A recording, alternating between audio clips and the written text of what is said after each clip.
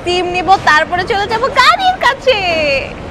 Guys finally এয়ারপোর্টের সব কাজ শেষ, এখন যাব হচ্ছে গাড়ির কাছে, তারপর যাব hotel. Welcome to my room tour.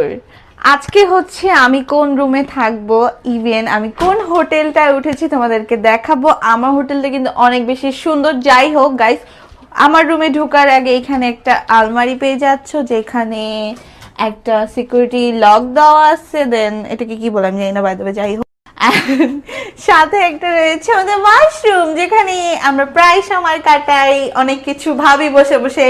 আচ্ছা যাই হোক, এখানে হচ্ছে আমার মুখ ধোয়ার জায়গা, এখানে হচ্ছে আমার গোসল করার জায়গা, এখানে আর কি বলবো। আচ্ছা যাই হোক, চলেন।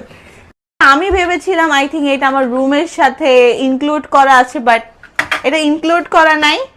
এটা আপনার জালে ফাঁসাবে, দেন এটা এক্সট্রা পেমেন্ট নিবে। আচ্ছা যাই হোক, আমি খেয়ে ফেলছি, এটা কোনো ব্যাপার না, আপনারা কিন্তু খাবেন না। আপনাদেরকে সাবধান করার জন্য আমি তো আছি। সাথেই ঢুকতেই দেখা যাচ্ছে আমার বিশাল একটা বেড, যেখানে আমি আজ ঘুমাবো একটু পরে। এর পাশেই সোজা রয়েছে আমার টিভি, এখানে আমি নেটফ্লিক্স দেখবো। এন্ড সাথে রয়েছে সাইড কর্নার, আর আমার ভাই কল দিচ্ছে। আচ্ছা যাই হোক, এখানে রয়েছে সাইড কর্নার, এখানে আমাদের খাবার আছে, মজার মজার খিচুড়ি একটু পরে খাবো এই আপনাদেরকে রুম ট্যুর দেওয়ার পর। আর সাথে রয়েছে একটা সিটিং এরিয়া, অনেক বেশি কিউট লাগছে এই সিটিং এরিয়াটা আমার। And by the way guys, এটাই হচ্ছে আমার রুম ট্যুর। আমার রুমটা কার কার ভালো লাগছে, কাদের কাদের রোল পড়তেছে একটু বলেন তো। আমার খাবার দেখে কার কার ক্ষুধা লাগতেছে জাস্ট বলেন। আমার তো অনেক বেশি ক্ষুধা লাগছে গাইস।